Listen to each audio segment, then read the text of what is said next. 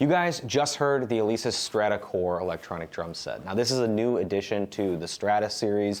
It's much more affordable than their flagship Strata Prime, but it still delivers a pro-level experience. This video is sponsored by Alesis. They sent me the kit to check out. I will be shipping it back to them, and the video will be objective as always. Now before I go further with any more of the review, let me just play you a quick demo of some of the kit presets.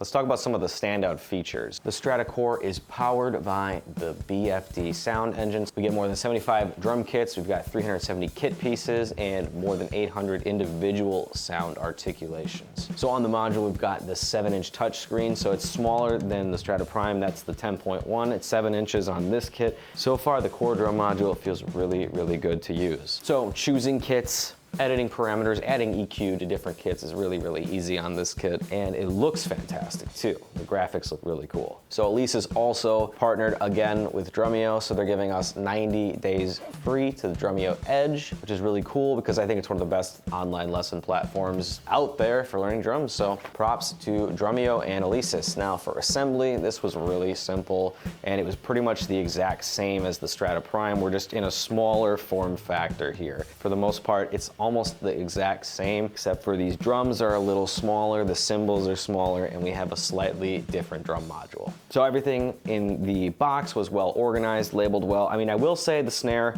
oddly enough, was labeled as a 12-inch floor tom. This is the snare drum that is included, 12 inches as stated, but it's got the mount for the rack. So you're putting this on a snare drum stand. This to me seems like they're reusing the floor toms for the snare drum of this kit, which honestly is fine. I mean, I would prefer to have a separate snare drum, one that might have like a separate sensor for rim clicks. You have to be very deliberate about doing rim clicks on here. Basically, the way that I do it is I'm taking the stick and I'm setting the butt of the stick on the rim here, and then I'm doing my clicks like that. So the drum module has a new clamp piece that keeps all your cables neatly organized. But the one downside is that this kit uses a pin connector for the module. So one of those cables gets damaged, you know, your dog eats one of them, you're gonna have to replace the entire cable snake, which is unfortunate. So real quick, let's talk about the main differences between the Strata Core and the Strata Prime. So on the Core, we have the smaller 7-inch touchscreen. The Prime has more kit pieces. Obviously the pads are bigger and has a slightly bigger sound library, but the Strata Core still has the 75 kit presets and over 370 kit pieces, which is more than plenty. And it's pretty impressive for its price, and competitively, it's more than every other kit at this price range, so that's really cool. So both of these kits are designed to keep you playing for hours, which is exactly what happened to me. I mean, I said that in my other video. When I set up the Strata Prime, I sat there and I played till 3 a.m. or whatever it was. Similar thing with this kit. I sat down, and because the sounds are familiar, I immediately started having fun. You know, it's a little bit more of a compact form factor, but I did do some things to kind of spread this kit out. I mounted the toms backwards so that they're further away. I made sure to, instead of mounting the cymbals right next to tom 1 and tom 2, I spread them out further. I put my crash more over to the left, my ride more over to the right, and from there I can back up. You know, despite the drums being small, still feels pretty substantial in size. So just like the Strata Prime, on the Strata Core, we've got these arc cymbals, and they have 360-degree playability. Anywhere you hit them, you're gonna get a consistent response. And the 12-inch hi-hat, it's got some magnetic technology.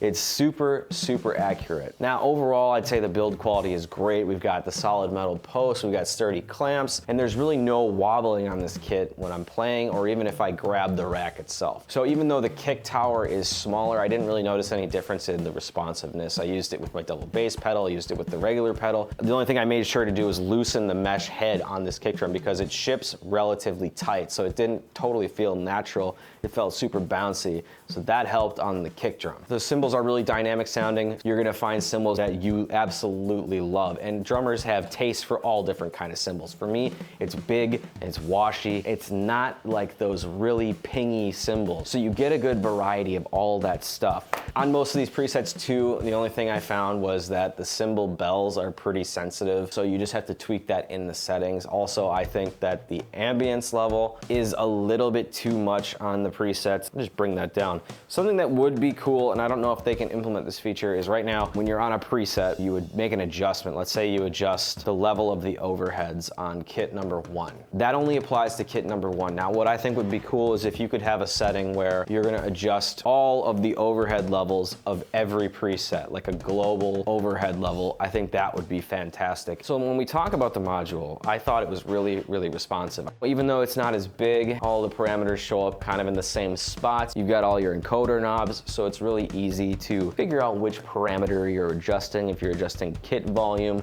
the click volume, maybe the ambience volume. It's really easy to make any of these changes on the fly. And we also, again, get Bluetooth right out of the box, so connect your phone to it. You can jam along to your favorite songs. No latency, really, really easy and very cool. Overall, it's a really solid E-kit. It's really easy to get lost practicing and playing for hours. So, who is this kit made for? At the time of publishing, we're sitting at $19.99. So it's perfect for what I would say intermediate drummers who want a pro level playing experience, but a relatively affordable price. And I say relative in comparison to what's available on the market and all the features that you get with the kit. I'd say it's good for practice and in some cases studio work. So with the module, there's only 2 TRS outputs on the back. So that would make multi-track recording a little bit tricky on this unit, but it's still really good for capturing MIDI data and then using it with drum software like BFD Player or Superior Drummer 3, Addictive Drums,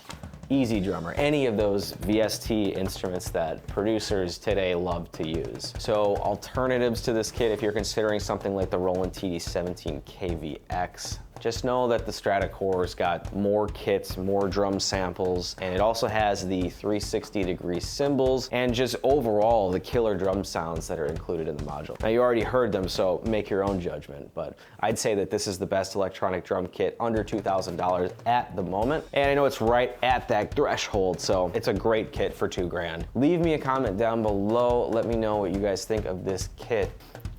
YouTube thinks you'll like this video next. Let me know if they're right.